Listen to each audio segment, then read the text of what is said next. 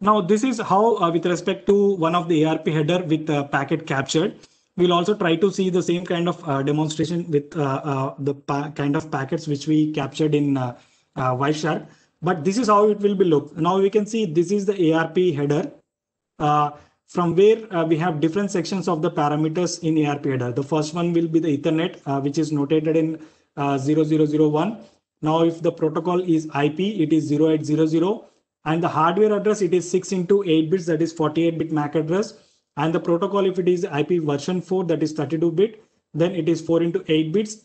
Again, based on the operation code, whether it is a request or a reply, it is 0001 if it is a request, and it is 0002 if it is a reply.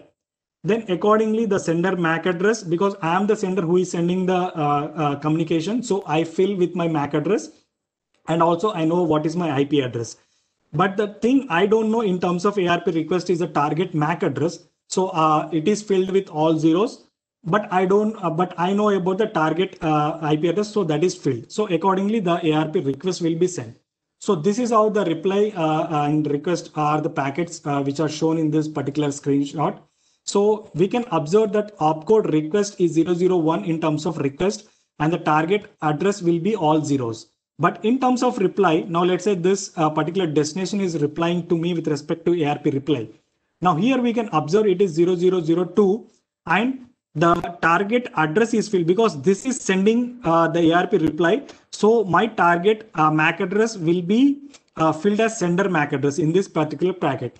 And accordingly, the target will be mine because it already know what is my MAC address and the IP address with respect to the previous packet. So now I got the complete information of the ARP now using this ARP request and reply.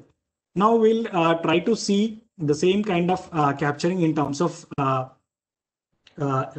thing. Now, so this is how I can go for the kind of display filter where now let's say I have already captured some of the packets here.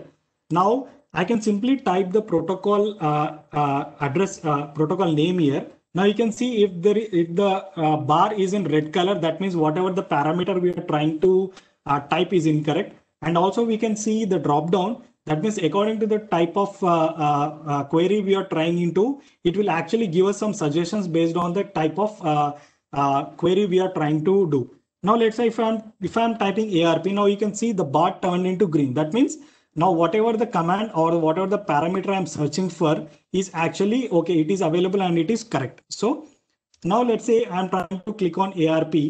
Now there are a lot of packets with respect to ARP which I have found. Now let's say this is one of the packet.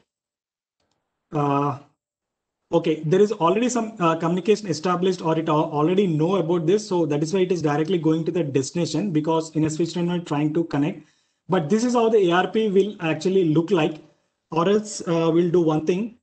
I'll again try to generate the kind of communication. We'll see whether we'll get that kind of communication or not.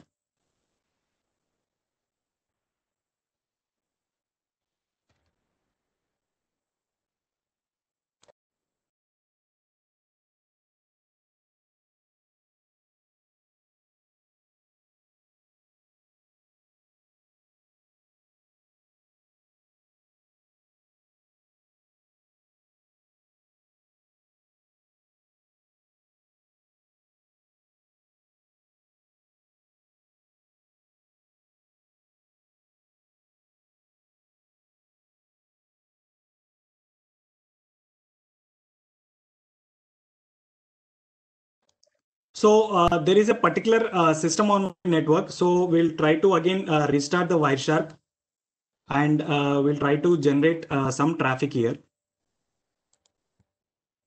Only the ARP packets. It is 43.68. Let's say there is a particular system.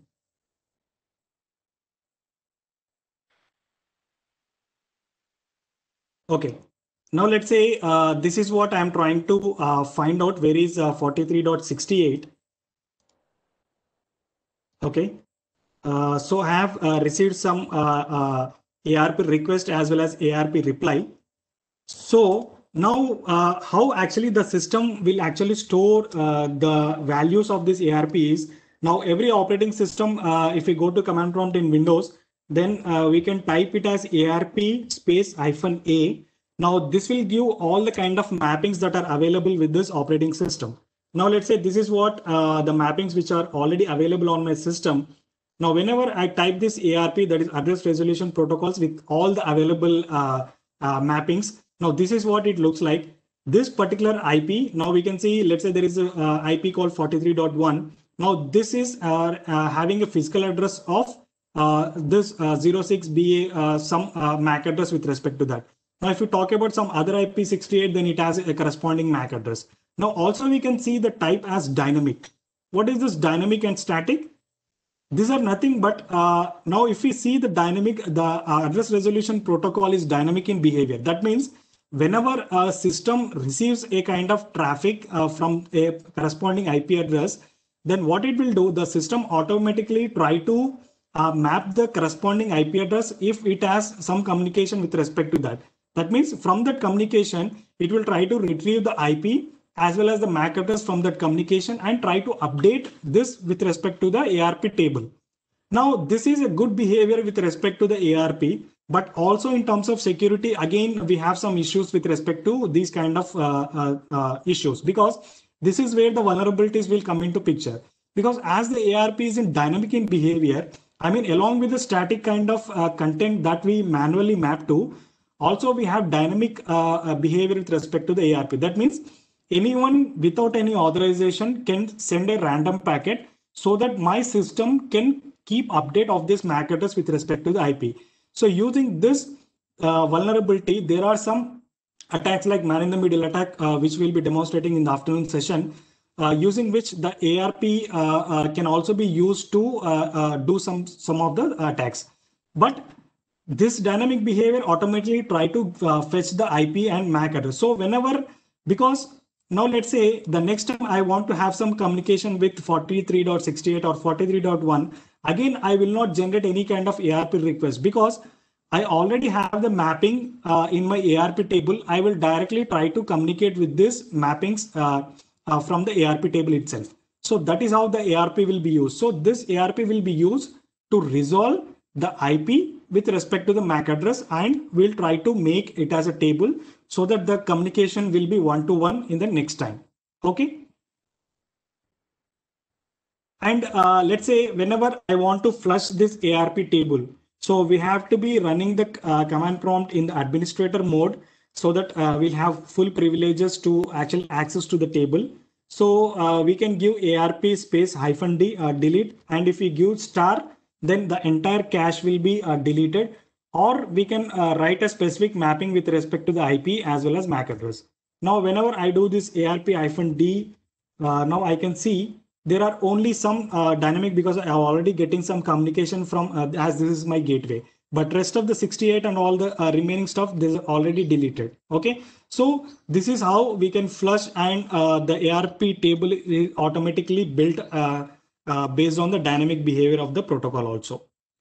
But this is where the ARP protocol is used, and the same kind of thing can be observed in the ARP or in the Wireshark also. Now we can see this is the ARP header where the address type. Now you can see whenever I click on this address resolution protocol, we can observe the highlighted blue in the last window. This is where the entire protocol stack is. Now the Ethernet header is pointing to 0806. That means it is pointing to the ARP, whether it may be reply or request, but it is pointing to ARP. Now in this ARP, this is the header. The first one will be the hardware type. The second one will be the protocol type. It is 0800. That means again it has some, because we are trying to resolve from IP to MAC address, so it has some link to the IP address. Now again the hardware size, it is 6 bits, that is 48-bit MAC address. The protocol is 4x8, that is 32-bit MAC address. Now in this case, it is a reply. Now if you see in terms of request, you can see the opcode is changed to 1, whereas in terms of reply, the opcode is 2. So based on this opcode, we can justify whether that particular packet is ARP reply or request. So accordingly, the corresponding MAC addresses and IP addresses are filled in the ARP table. So based on these values, only the operating system or the switch MAC address table will be filled with respect to the IP as well as MAC address mapping. Okay, so this is with respect to the AR protocol in terms of a brief introduction. So how this protocol works.